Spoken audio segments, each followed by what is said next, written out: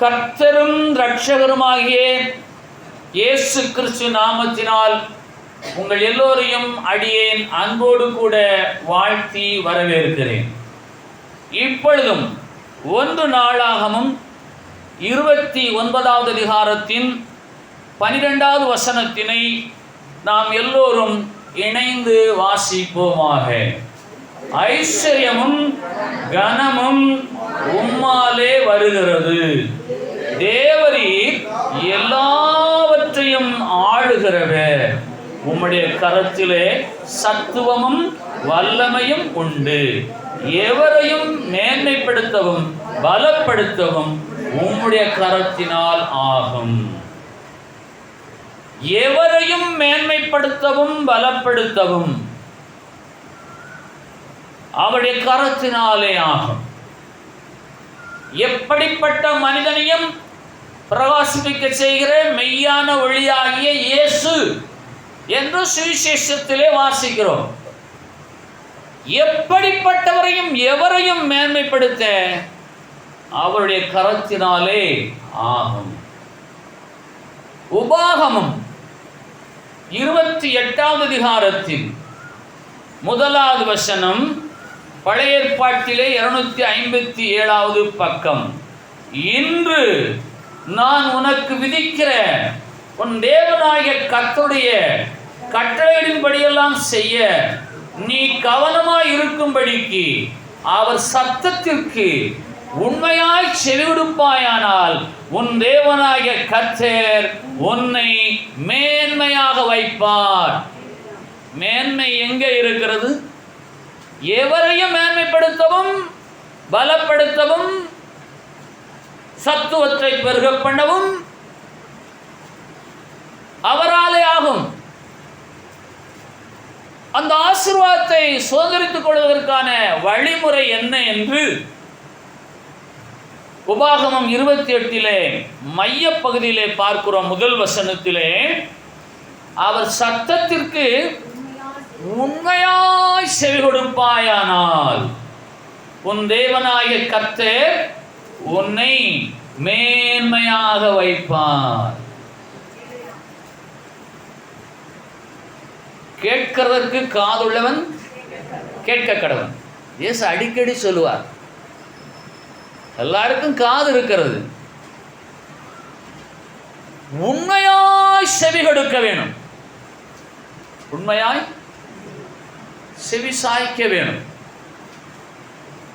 ஏன் உண்மையாய் செவி சாய்க்க வேண்டும் என்றால், சிலர் இந்த வேத வசனங்களை போதிக்கையிலே ஒரு செய்தியை கேட்பதாக கருத்திலே கொள்ளுவார்கள். இன்றைக்கு நல்ல ஒரு செய்தியை போதகர் கொடுத்தார். இன்றைக்கு உங்கள் சர்ச்சில் என்ன செய்தி? இன்னைக்கு உங்கள் சர்ச்சில் என்ன மெசேஜ்? உங்கள் சர்ச்சில் இன்னைக்கு என்ன பிரசங்கம், போதகம், செர்மன், உபதேசம்? இப்படி கேள்விகளை நாம் கேட்க கேள்விப்பட்டிருக்கிறோம். ஒரு உண்மையான ஒரு கிறிஸ்தவ பிள்ளை ஞாயிற்றுக்கிழமை ஒரு கிறிஸ்தவ பிள்ளையை சந்தித்தால், இன்றைக்கு நீங்கள் சபையில் என்ன செய்தியை கேட்டீர்கள், அதன் சாரம் என்ன? செய்தியை கேட்ட அவர் உண்மையாய் அதை கேட்டு அதை தன்னுடைய மனதில் இருத்தியிருப்பாரேயானால் அவர் அறிவிலே தேறினவராய் காணப்படுவார். அப்போ உண்மையாய் அவருடைய சத்தத்திற்கு செவி கொடுப்பாயானால் உன்னை மேன்மையாக வைப்பார் என்று சொன்னால், மேன்மை எதிலே இருக்கிறது?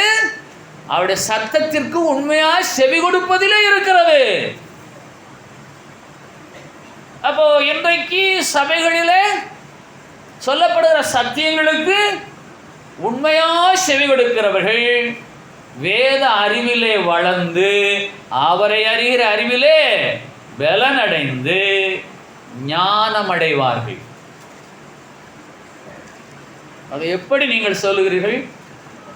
ஒரு செய்தியாக எடுத்துக்கொள்கிறவர்கள் இருக்கிறார்கள். அதை செய்தியாக மாத்திரமல்ல, வேத அறிவாக எடுத்துக்கொள்ளக்கூடிய விசுவாச பிள்ளைகள் இருக்கிறார்கள். அந்த வேத அறிவை கொண்டு தங்களுடைய வாழ்க்கையை ஞானமாய் நடத்தக்கூடிய விசுவாச பிள்ளைகளும் இருக்கிறார்கள். ஒரு செய்தியை கேட்டு அறிவடைந்து ஞானமடையும் போது அந்த நபருக்கு மேன்மை உண்டாகிறது. ஆகவேதான் உபாகமம் 28 முதலாவது வசனத்தின் மையப்பகுதி சொல்லுகிறது, அவர் சத்தத்திற்கு உண்மையாய் செவி கொடுப்பாயானால் உன் தேவனாகிய கர்த்தர் உன்னை மேன்மையாக வைப்பார். எவரையும் மேன்மைப்படுத்தும் பலப்படுத்தும் அவருடைய கரத்தினால் ஆகும். யாருக்கு அந்த மேன்மை உண்டாகும் என்று சொன்னால், அவருடைய சத்தத்திற்கு உண்மையாய் செவி கொடுத்து அதை அறிவில ஏற்றி அதை ஞானமாய் பயன்படுத்துவார்களே. ஆனால் அது எப்படி ஞானம் என்ற வார்த்தையை நீங்கள் உபயோகிக்கலாம் என்று உங்களிலே யாராயிலும் ஒரு கேள்வியை எழுப்புவீர்களானால், வேதத்தில் இல்லாத ஒரு வசனத்தை யார் சொன்னாலும் நீங்கள் நம்பக்கூடாது. செய்தியை கேட்டு அறிவில விருத்தி அடைந்து ஞானமாய் நடப்பதற்கு ஆதாரமாக சொல்லப்பட்டிருக்கிற வசனம் நீதிமொழிகள் 23வது அதிகாரம் 19வது வசனம், பழைய ஏற்பாட்டிலே 783வது பக்கம். என் மகனே, நீ செவி கொடுத்து ஞானமடைந்து உண்மையாய் செவி கொடுப்பாயானால் உன் தேவனாகிய கர்த்தர் உன்னை மேன்மையாக வைப்பார். அந்த மேன்மை எது? நீ ஞானமடைவாய். நீதிமொழிகள் 23:19 சொல்லுகிறது, என் மகனே, என் மகளே, நீ உண்மையாய் செவி கொடுத்து ஞானமடைந்து உன் இருதயத்தை நல் வழியிலே நடத்து. இருதயம் என்ற வார்த்தைக்கு ஆங்கில வேதாகமத்தில் மைண்ட் மைண்ட் மைண்ட் என்று எழுதப்பட்டிருக்கும், ஹார்ட் அல்ல. என் மகனே, என் மகளே, நீ செவி கொடுத்து ஞானமடைந்து உன் இருதயத்தை நல்வழியிலே நடத்து. ஏனென்றால் புதிய ஏற்பாட்டிலே 2 தீமோத்தேயு 4ஆம் அதிகாரத்தின் 4வது வசனம், பக்கம் 294, சத்தியத்துக்கு செவியை விலக்கி கட்டுக்கதைகளுக்கு சாய்ந்து போகும் காலம் வரும். அது வந்திருக்கிறது. உங்களுக்கு வேத வசனங்களை சொல்கிற நான், நீங்கள் ஞானமடையத்தக்கதான வசனங்களை நான் சொல்லுவேனே, ஆனால் அது உங்களுக்கு மேன்மையாக இருக்கும். கட்டுக்கதைகளை சொல்லுகிறவர்கள், சத்தியத்துக்கு செவியை விலக்கி கட்டுக்கதைகளுக்கு சாய்ந்து போகும் காலம் வரும். நீயோ என் மகனே, என் மகளே, நீ அவர் சத்தத்திற்கு உண்மையாய் செவி கொடுத்து ஞானமடைந்து உன் இருதயத்தை நல் வழியிலே நடத்து என்று கர்த்தருடைய வசனம் இந்த நாளிலே நமக்கு ஞானத்தை போதிக்கிறது. ஞானம், அஞ்ஞானம், மெய்ஞானம், விஞ்ஞானம், ஞானோதயம், விஞ்ஞானம், அஞ்ஞானம், ஞானம், ஞானோதயம், மெய்ஞானம், தமிழிலே சொல்லப்படுகிற வார்த்தைகள். ஞானம் என்றால் என்ன என்று ஒரு கேள்வியை கேட்டால், சங்கீதம் 111 10வது வசனம் சொல்லுகிறது, கர்த்தருக்கு பயப்படுதலே ஞானத்தின் ஆரம்பம் என்று. கர்த்தருக்கு பயப்படுதலே ஞானத்தின் ஆரம்பம். ஞானம் என்றால் என்ன என்ற கேள்விக்கு பரிசுத்த வேதாகமம் கொடுக்கக்கூடிய விளக்கம், கர்த்தருக்கு பயப்படுதலே ஞானம், ஞானத்தின் ஆரம்பம், பிகினிங் ஆஃப் விஸ்டம். இப்ப யோசேப்பு என்ற ஒரு மனிதர், அவர் கர்த்தருக்கு பயந்து அந்த பொல்லாப்பான காரியத்திற்கு அவர் விலகி சென்றார். அது ஞானமான ஒரு செயல் ஆனபடியினாலே அந்த ஞானமான யோசேப்பு அவர் மேன்மை அடைந்தார். இது வேதாகம சரித்திரம். அப்ப வேதாகமம் என்ன சொல்லுகிறது? நீதிமொழிகள் 3:35 ஞானவான்கள் கனத்தை சுதந்தரிப்பார்கள். அந்த ஞானவான் யார்? கர்த்தருக்கு பயந்து ஜீவிக்கிற ஒரு தேவ பிள்ளை. ஆனால் உலக ஞானம், தேவ ஞானம், இரண்டு விதமான ஞானம் இருக்கிறது.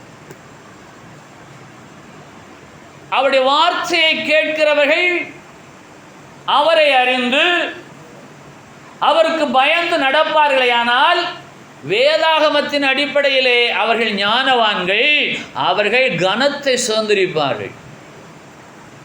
அப்ப யோசேப்புக்கு உண்டான கனம் என்ன? அவர் கர்த்தருக்கு பயந்து பொல்லாத வழியை விட்டு நல்வழியிலே தன் இருதயத்தை நடத்தி. நீதிமொழிகள் 23:19 என்ன சொல்லுகிறது? என் மகனே, நீ செவி கொடுத்து ஞானமடைந்து உன் இருதயத்தை நல்வழியிலே நடத்து. இப்போ எல்லாருக்கும் ஒரு கேள்வி. எத்தனையோ பிரசங்கம் கேட்டிருக்கிறோம், எத்தனையோ ஆலோசனைகளை கர்த்தர் நமக்கு கொடுத்திருக்கிறார்.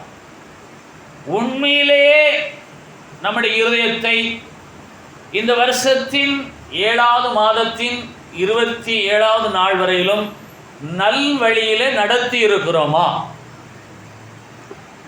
நல்வழியிலே நடத்தி இருந்தால் நீங்கள் ஞானம் அடைந்தவர்கள், கர்த்தருக்கு பயப்படுகிறவர்கள்.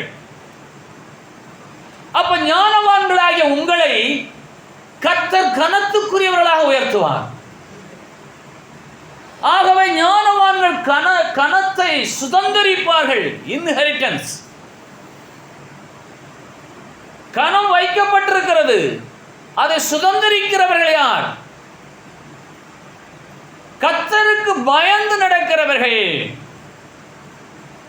இது தெய்வீக ஞானம், பரலோக ஞானம்.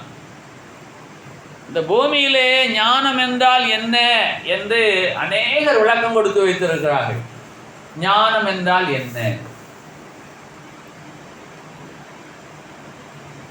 அறிந்தவரை அறிவுபூர்வமாக நாம் பயன்படுத்துவதுதான் நமக்கு ஞானம்.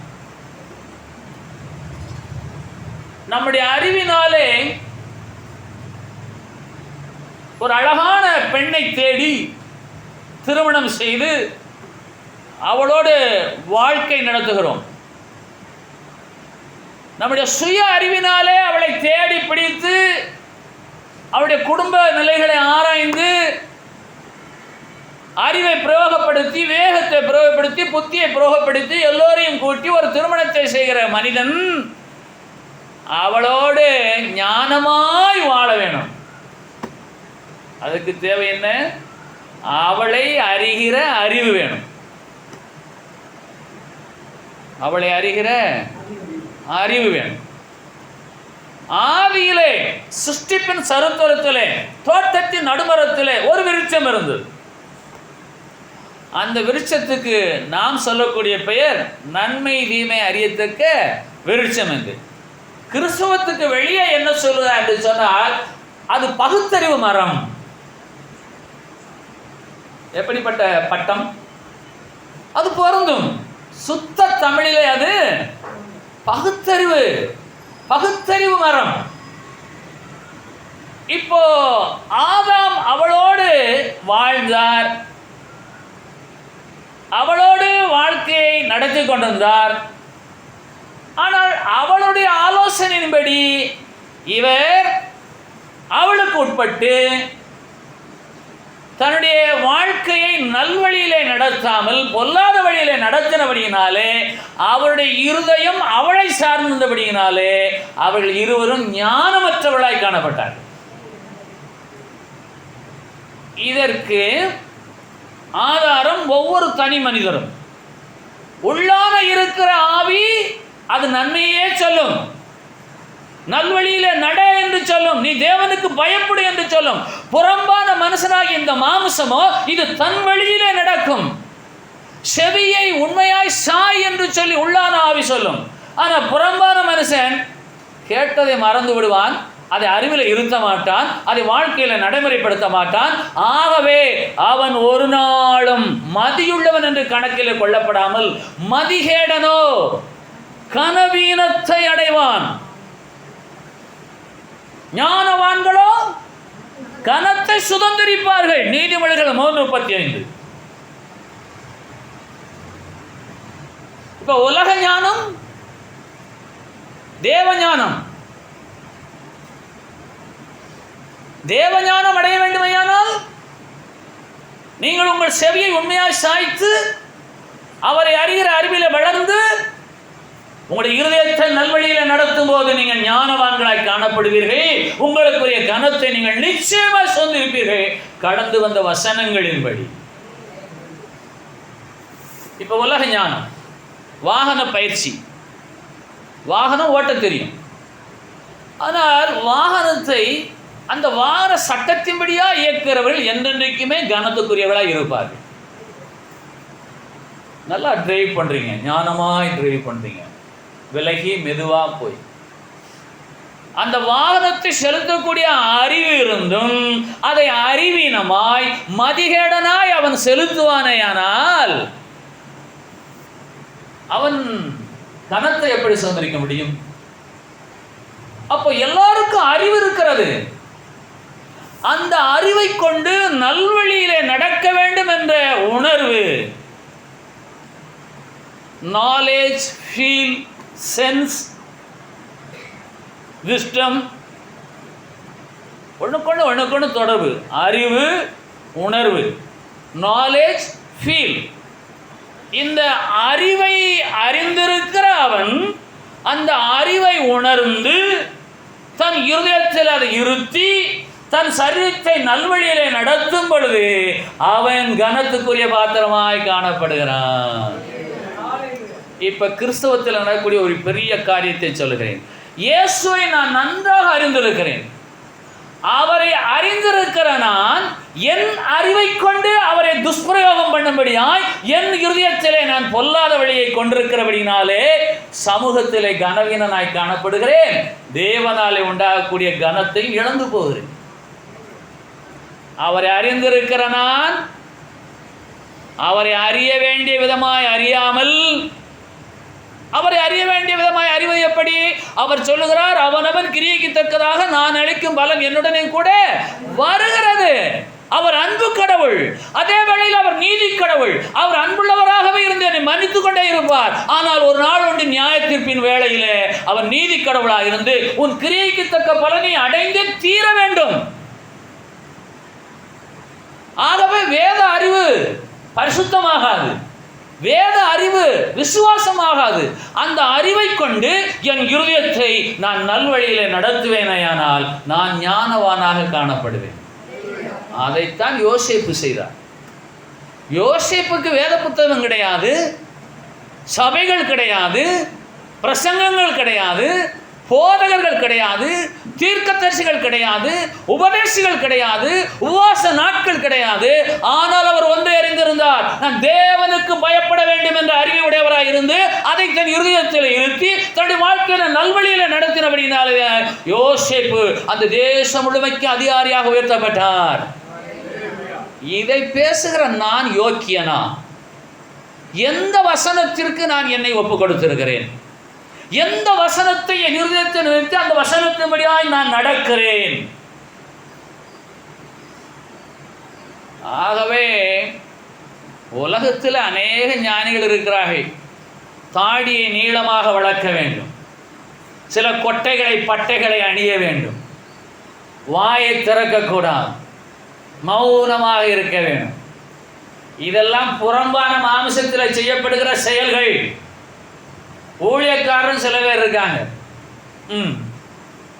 நீங்க சோதரம் சொன்னா இவர் சோதரம் சொல்ல மாட்டார், ரொம்ப பரிசுத்தவான். சிரிக்க வேண்டிய நேரத்தில் சிரிக்க மாட்டார், இறுக்கமா இருப்பார். நீங்கள் நீங்களாக இருங்கள், அதுதான் உங்களுடைய தனித்துவம், தனித்தன்மை, இண்டிவிஜுவாலிட்டி. புரியுமா உங்களுக்கு?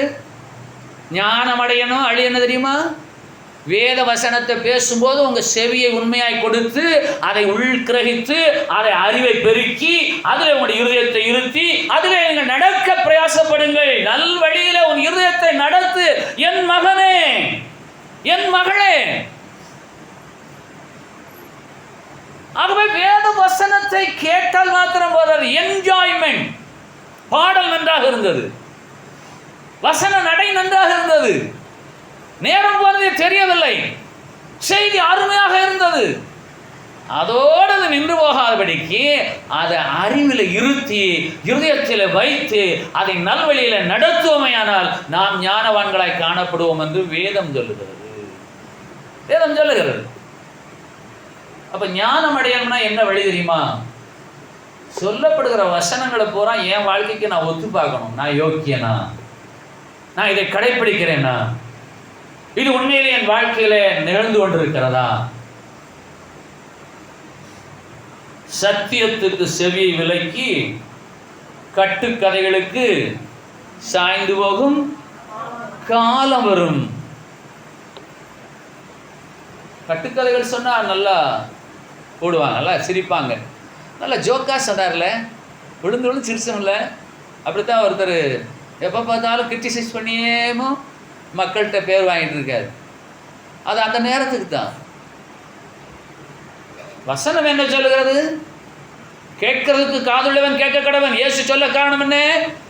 இந்த உபாகமம் 28 முதலாவது வசனத்தை இயேசு உணர்ந்து சொல்லுகிறார். நீ உண்மையாய் காது கொடுக்கிறாயா? உன் காது உண்மையிலே என்னை கவனிக்கிறதா? அதை உன் இதயத்தில் எவ்வளவாய் நிறுத்தி இருக்கிறாய்?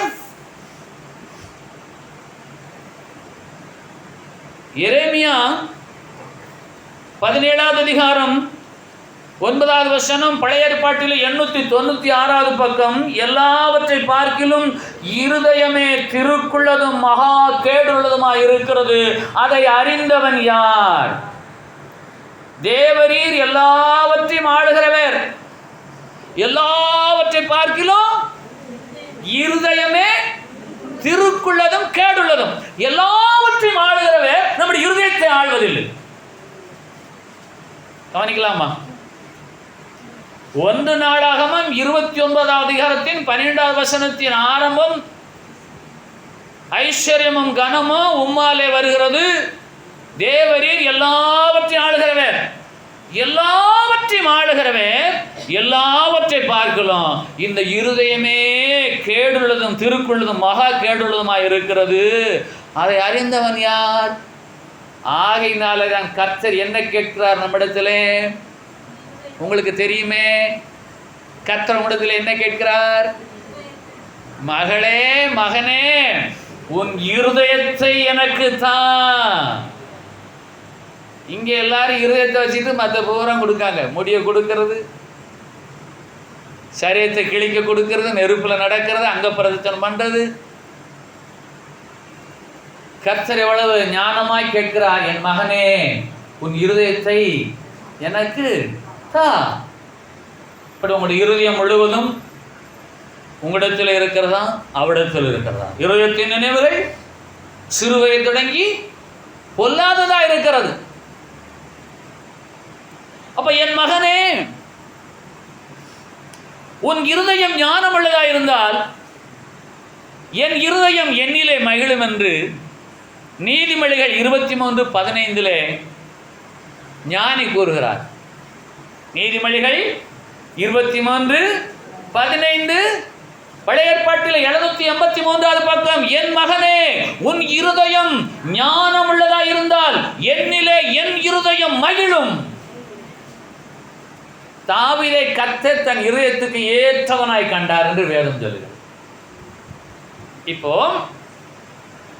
என் இருதயம் ஞானம் உள்ளதா இருந்தால் என்னை உண்டாக்கின என் தேவனாகிய கர்த்தருடைய இருதயம் மகிழுகிறது. தேவை என்ன?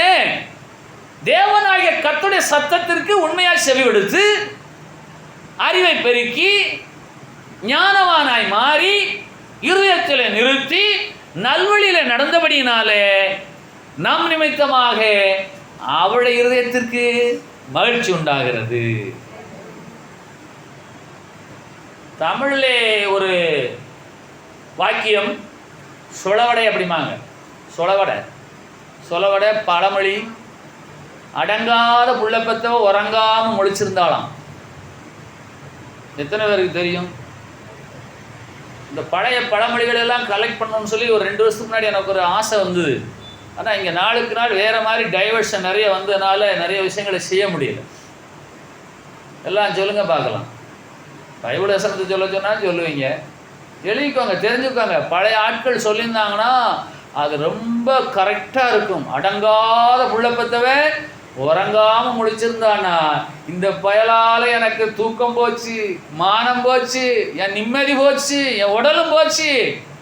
இவனை பெற்றதுக்கு நான் படுற பாடு யாருக்கு தெரியும்? அப்போ மகனே, உன் இருதயம் ஞானமுள்ளதா இருந்தால் என்னிலே என் இருதயம் மகிழும், வாழும், சந்தோஷப்படும் என்று நாம் ஒவ்வொருவரும் சொல்ல முடியும். அப்போ நம்முடைய பிதாவாகிய தேவன் குமாரனாகிய இயேசு அப்படித்தான் சொல்லுகிறார். மகனே, மகளே, உன் இருதயம் எனக்கு வேண்டும். உன் இருதயம் ஞானமுள்ளதா இருந்தால் உன்னை உண்டாக்கின, உன்னை சிருஷ்டித்த, உன்னை வேறுபரித்த, உன்னை அழைத்த, உனக்காக ரத்தத்தை கிரயமா சிந்தின என்னுடைய இருதயம் மகிழும். மகிழத்தக்கதாக செய்ய வேண்டிய அடிப்படை காரணம் என்ன? உன் செவியை உண்மையா என் சத்தத்திற்கு சாய்ப்பாயா?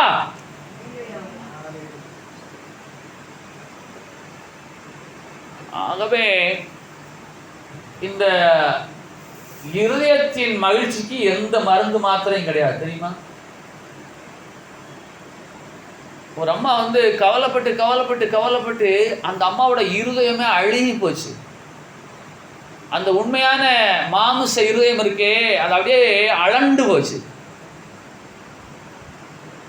அது அழண்டு போச்சுன்னா நீங்கள் ஒரு லெக் பீஸை வாங்கிட்டு வந்து ஒரு சட்டிக்குள்ளே போட்டுருங்க. காலையில் அதை சாயங்காலம் திறந்தீங்கன்னா அந்த நாற்றமும் அது உருக்குலைந்து போனதும் அது மாதிரி அந்த அம்மா கவலைப்பட்டு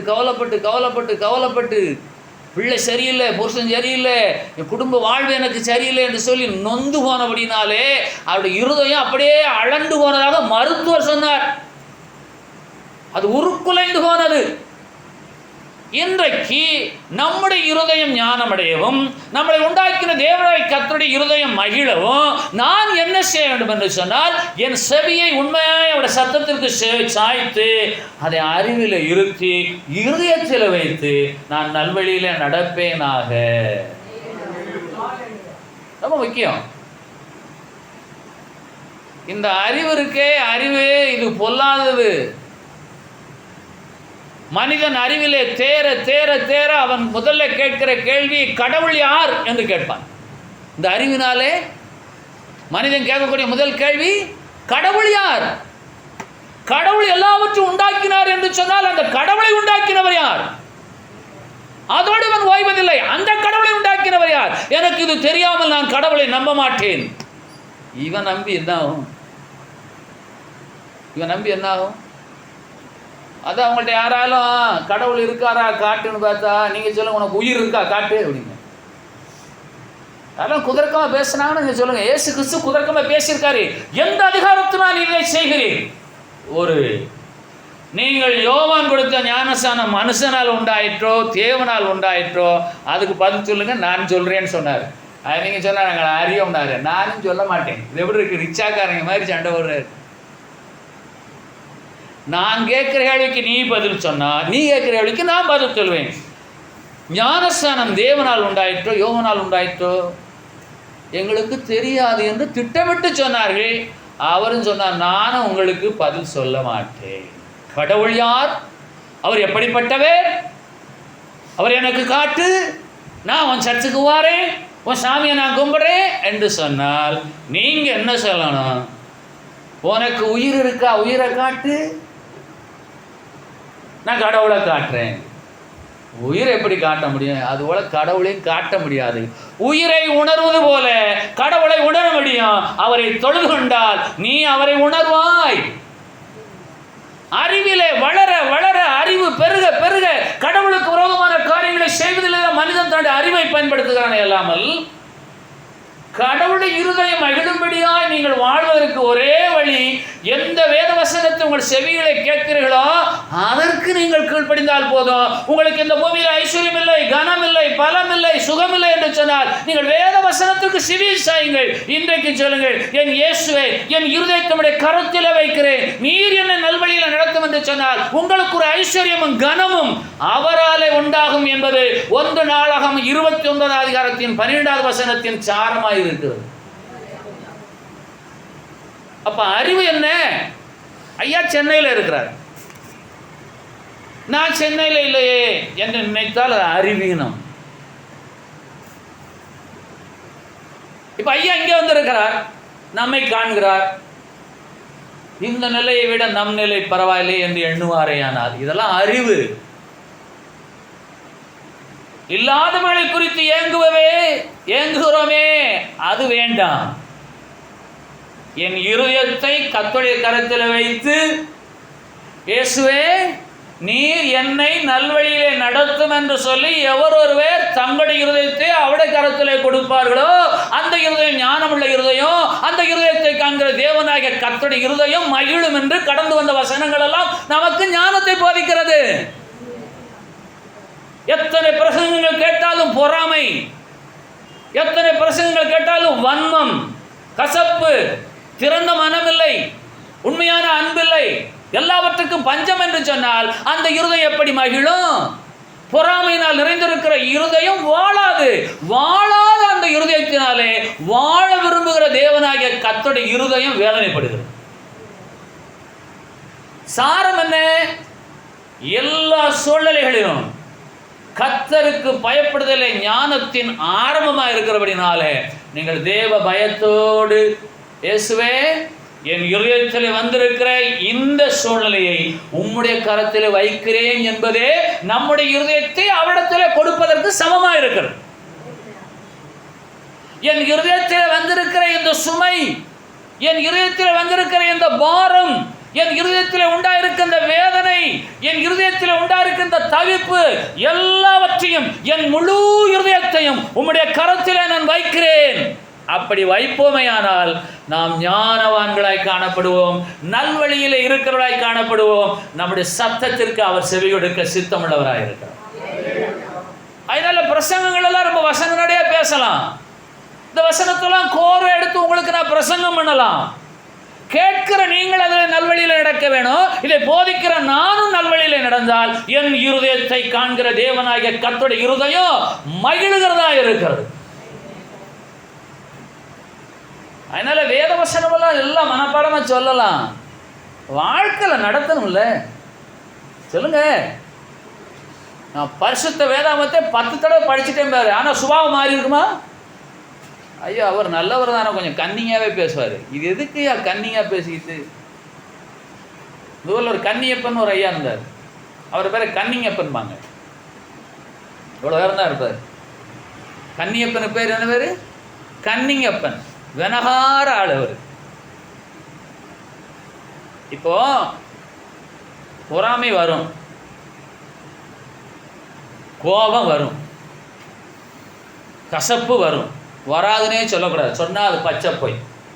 அதை மேற்கொள்ளும்படியாக நாம் என்ன செய்யணும்? அதை அப்படியே அவருடைய கரத்தில் வைக்கணும். நம்முடைய இருதயத்தில் இருக்க அந்த கசப்பு, அந்த பொறாமை, அந்த வேதனை எல்லாத்தையும் அவருடைய கரத்தில் வச்சோம்னா அவர் எடுத்துட்டு நம்மை நல்வழியிலே நடத்த பரிசுத்தாய தெய்வம் உதவி செய்கிறார். இதற்கு ஆதாரம் என்ன என்று கேட்டால் அதை நீங்கள் அபியாசப்படுத்தி பாருங்கள், நீங்களே ஆதாரமாக மாறுவீர்கள். அவர் ஒன்றும் செய்ய மாட்டார். இந்த வேதத்தில் எப்பவுமே கண்டிஷனல் பிளெஸிங்ஸ். கண்டிஷனல் பிளெஸிங்ஸ்னா நிபந்தனைக்குட்பட்ட ஆசீர்வாதங்கள். நீ எப்படி வேணாலும் இரு, நான் உன்னை ஆசீர்வதிப்பேன் கர்த்தர் சொல்லவே இல்லை.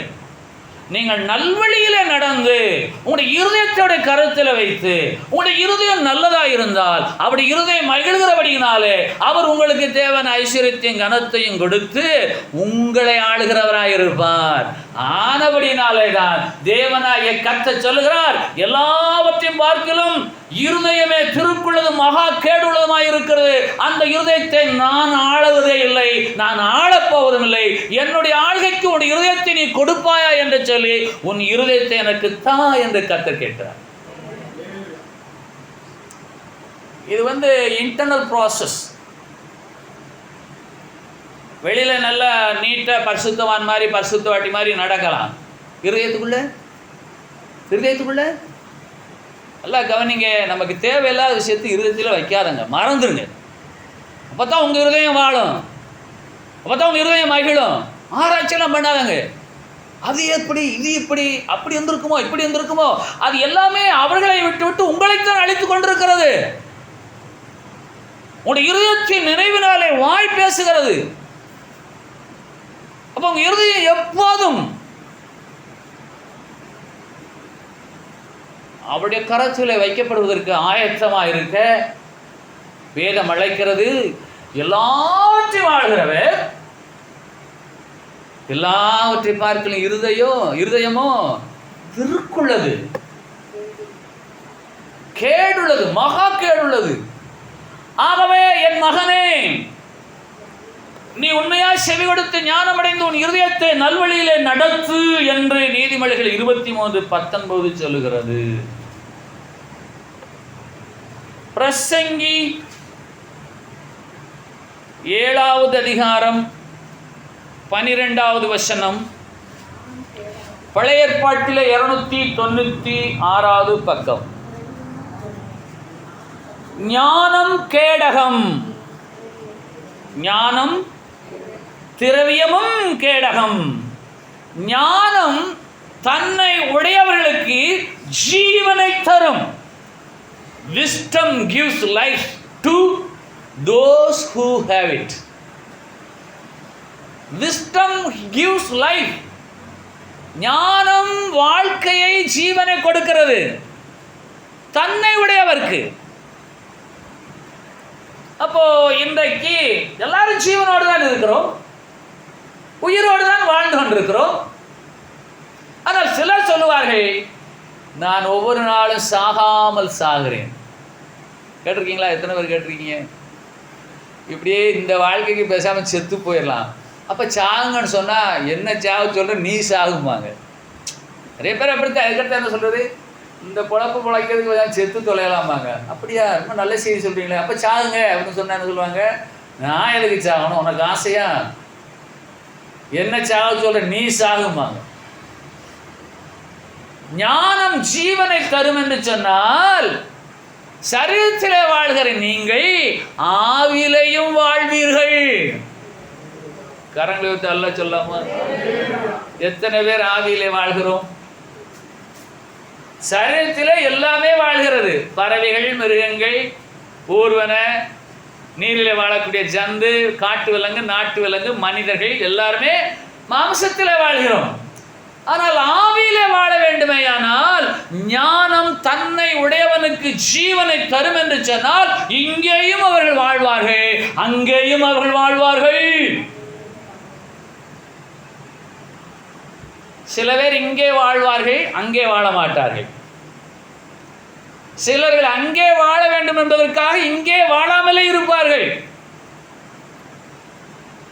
மனுஷனை பார்த்தா மனுஷன் மதிக்க மாட்டான். கேட்ட பரிசுத்தம், சிரிச்சா பரிசுத்தம் போச்சு, வாய் திறந்து ஃப்ரீயா பேசினா பரிசுத்தம் போச்சு. மற்ற மக்கள் எல்லாம் பாவிகள், அவன் பேசுறதே பேசாத, அவன்கிட்ட பேசவே பேசாத. நம்ம தான் அந்த 1000 வருஷம் அரசாட்சியில் வரிசையில் நிற்போம்.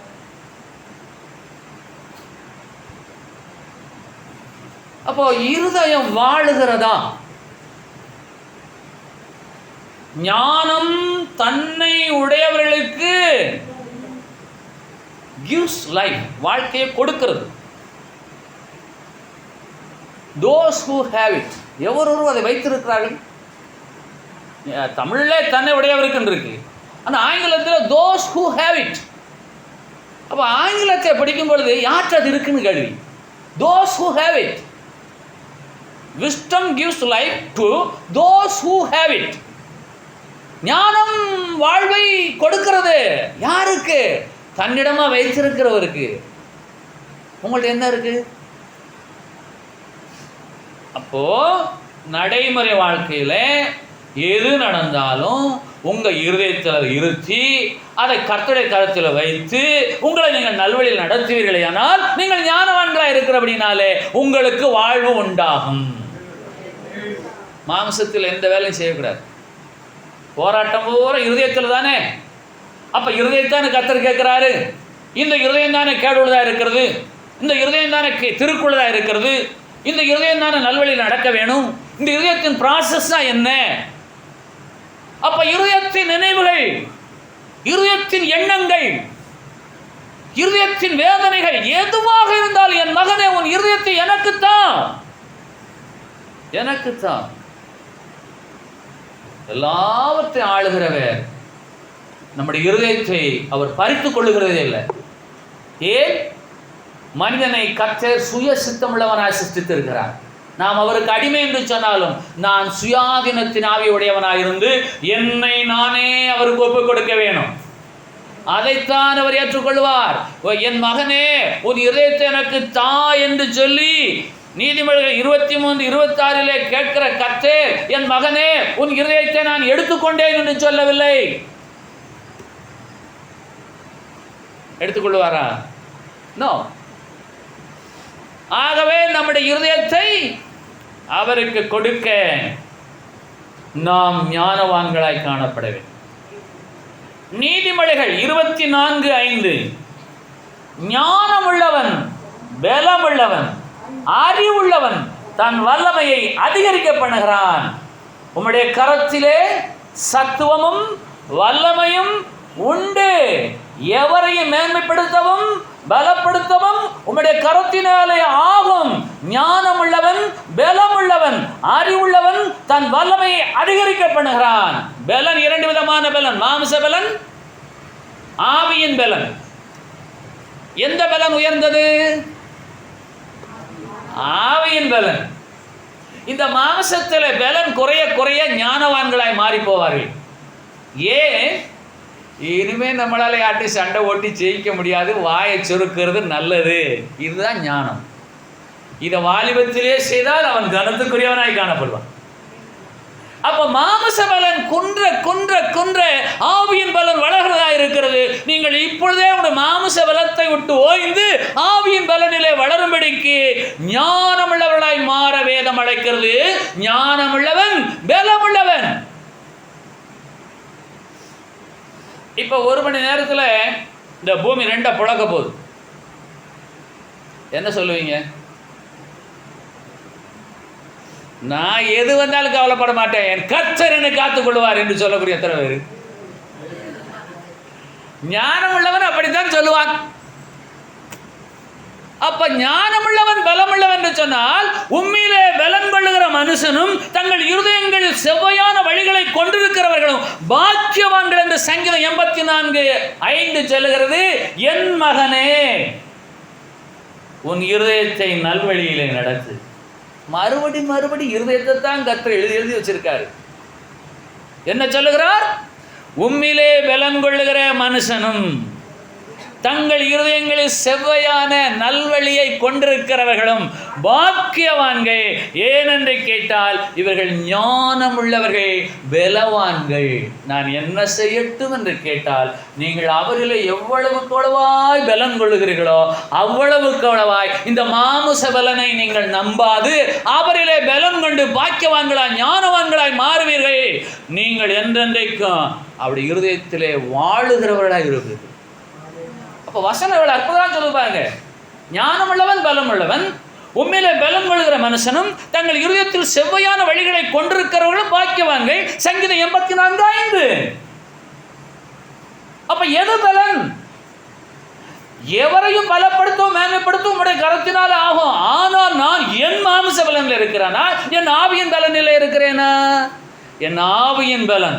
உண்மையிலே நான் பலனாய் இருக்கிறேன். இந்த பூமியில எது நடந்தாலும் உண்மையிலே நான் பலனாய் இருக்கிறேன். என் மாமிச பலன் அல்ல. இன்றைக்கு வழக்கு சொல் என்ன என்று கேட்டால், உடம்புல ரத்தம் இருக்கிற வரைக்கும் அப்படித்தான் திமிர் பண்ணுவான். அவனை கொஞ்ச நாளைக்கு விட்டுப்படி. உன் கண்டறியா அவன் சீரழிவான். பாரு, பார்க்கத்தான் போற. நெஞ்ச நிமித்திக்கிட்டு திமிரா பேசினவல்ல.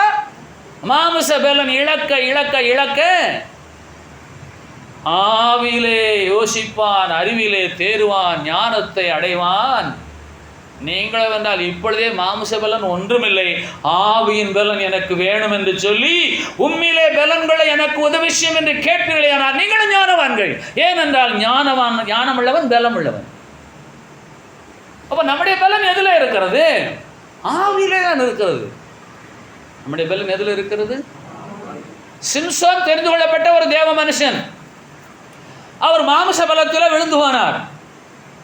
ஆனால் அவர் கடைசியாக கண்கள் பிடுங்கப்பட்டவராய் வேடிக்கை பொருளாக நின்று கொண்டு 2 தூண்களுக்கு மத்தியில் நின்று தேவனாகிய கர்த்தரை பார்த்து ஜெபிக்கிறார். என் தேவனே, இந்த ஒரு விஷயம் என்ன நினைத்தருளும், என்னை பலப்படுத்தும் என்று கேட்டவுடனே தீங்குக்கு மனசாவப்படுகிற, மனமிறங்குகிற, துன்மார்க்கருடைய சாவை விரும்பாத தேவனாய் கர்த்தர் பலப்படுத்தினார். அவன் அப்படியே அந்த தூண்களை சாய்த்து எல்லாரையும் கொன்றான்.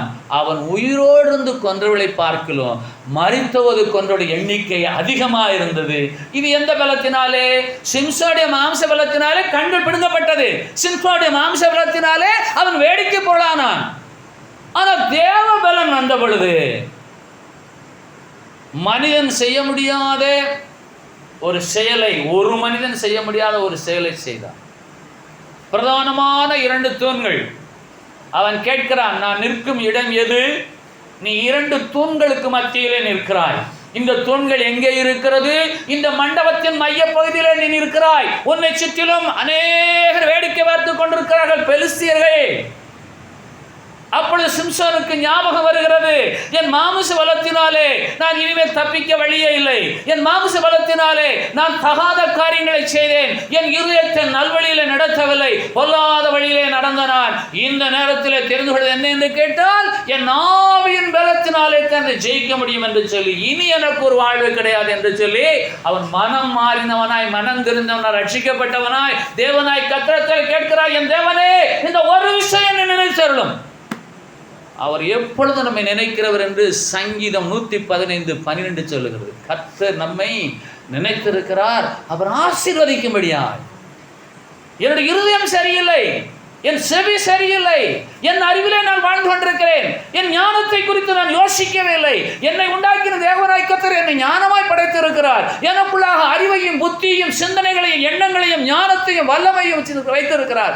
நான் வந்தால் அவைகளே மாமிச பலத்துக்கு பயன்படுத்திக் கொண்டு ஆவியின் பலனை இழந்திருப்பேனேயானால் நான் ஞானம் உள்ளவனே அல்ல, நான் பலன் உள்ளவன் மாமிசத்திலே. என் பலன் மாமிசத்திலே ஒரு நாள் குன்றி போகும். அன்றைக்குத்தான் ஆவியின் பலத்தை நான் யோசிக்கிறவனாய் காணப்படுவேன். ஒரு நீண்ட பிரயாணம். ஆகவே இன்றைக்கு மாமிச பலத்தில் இருக்கும் பொழுதே ஆவிக்கிற பலத்தை சுதந்திரித்துக் கொள்ளுங்கள், நீங்கள் ஞானவான்களாய் காணப்படுவீர்கள். அப்ப ஆவியிலே தான் நீங்கள் பலப்பட முடியும். அடுத்த ஆண்டு இதே வேளை இந்த சத்தம் இப்படி இருக்குமா? அடுத்த ஆண்டு இதே வேளை இந்த கண் பார்வை இப்படி இருக்குமா? அடுத்த ஆண்டு இதே நேரம் இவ்வளவு நேரம் நின்று கொண்டு பேச முடியுமா? நாளை என்ன நடக்கும்? நாளை இதே நேரம் இந்த பூமியில் என்ன சம்பவிக்கும்? மாமிச பலத்தினாலே ஒன்றுமே செய்ய முடியாது. ஞானம் உள்ளவர்களாய், ஞானம் உள்ளவன் பலம் உள்ளவன். இயேசு கிறிஸ்து ஏழை எளிய ஜனங்களிடத்தெல்லாம் மனம் போல பேசிக் கொண்டிருந்தார். அரண்மனையில் போய் பிலாத்துக்கு முன்பாக நிற்கும் போது அவர் வாய் திறவாது இருந்தார். மயிர் கத்திரிக்கிறவனுக்கு முன்பாக நிற்கப்படுகிற ஆடு என்று சொன்னால் அந்த ஆடுகளுக்கு அந்த மயிரை கத்தரிக்கும் போது அது சுகமாக இருக்குமா?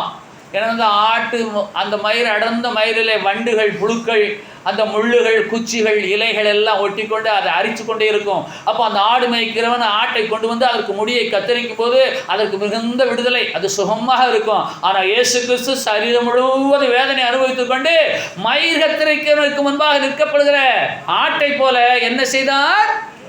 வாய் திறவாதிருந்தார் என்று வேதம் சொல்லுமையானால், ஒரு உண்மை கிறிஸ்தவன் வாயை திறக்க கூடாது, காதுகளை திறக்க வேணும், வாய் பேச்சை சுருக்க வேணும், ஆவியில தான் பேச வேணும். அப்ப அவரிலே பலன் கொள்கிற மனுஷனும் தங்கள் இருதயங்களில் செவ்வையான வழிகளை கொண்டிருக்கிறவர்களும் பாக்கியவான்கள். மகனே, உன் இருதயத்தை எனக்கு தா. இன்றைக்கு இந்த வேத வசனத்தை கேட்கிற நீங்கள் பிரசங்கி 5வது அதிகாரம் 1வது வசனத்தின்படி பக்கம் 794 பழைய ஏற்பாட்டில் பிரசங்கி 5வது அதிகாரம் 1வது வசனம், நீ தேவாலயத்துக்கு போகும்போது உன் நடையை காத்துக்கொள். மூடர் பலியிடுவதைப் போல பலியிடுவதை பார்க்கிலும் செவியொடுக்க சேர்வதே நலம். அதுவே நன்மை, அதுவே மேன்மை, அதிலே ஞானம் விளங்கும், அதிலே ஆவியின் பலன் உண்டாகும். அல்லேலூயா. இப்போ தேவாலயத்துக்கு வந்தாச்சு, வந்த பிறகு என்ன செய்யணும்? நான் விசுவாசியா இருக்கையில சர்ச்சுக்குள்ள வந்துட்டா யார்ட்டும் பேசவே மாட்டேன். கண்ட மொழி பேசாம சொல்லக்கூடிய வசனங்களை மாத்திரம் நான் கேட்டுக்கிட்டே இருக்கேன். நீங்க தேவாலயத்துக்கு வந்தா பேசாம இருப்பது கர்த்தரை கனப்படுத்துவது. தேவாலயத்துக்கு வந்து மூடர் பலியிடுகிறார் என்று பிரசங்கி 5:1 சொல்லுகிறது. அப்ப தேவாலயத்தில் வந்து பலி செலுத்துற எல்லாரும் மூடரா? சோத்திர பலி செலுத்த சொன்னா எல்லாம் சோத்திரம் சோத்திரம் சோத்திரம் சோத்திரம் இயேசுவே சோத்திரம் இயேசுவே சொல்வார்கள். அது இருதயத்திலிருந்து வராமல் இந்த வாயில மாத்திரம் வரும். அதான் அதோட விளக்கம். மூடர் பலியிடுவதை போல நீங்கள் பலியிடாமல் செவி ஒடுக்க சேருங்கள், அதுவே உங்களுக்கு நலம் என்று உலக பெயர் பெற்ற சாலமோன் ஞானி சொல்லுகிறார். அந்த ஞானி தான் சொல்றாரு, இந்த பூமியில எதுவுமே உண்மை கிடையாது, எதுவுமே நிரந்தரம் கிடையாது, எல்லாமே மாயை. அது ஒரு சூப்பரான ஒரு வசனம். சூரியனுக்கு கீழே எல்லாம் மாயை என்று சொன்னால் சூரியனுக்கு மேலே தான் நித்தியம் இருக்கிறது. அவர் தான் சொல்லுகிறார், மூடர் பலியிடுவதை போல ஆலயத்தில் போய் சும்மா டம்மு டம்மு ஜங்கு ஜங்கு ஆடி குதிச்சுட்டு சத்தம் போட்டு வந்தா நீ மூடன். உண்மையா செவி கொடுப்பாயா? ஞானம் அடைவாயா? உன் இதயத்தை நல்வழியில நடத்துவாயா? இன்னைக்கு எல்லாம் தான் நடக்கும். Entertainment, enjoyment. அப்ப வேதம் என்ன சொல்லுகிறது? செவி கொடுக்க சேர்வதே நலம். எல்லாரும் இழந்திருக்கும்.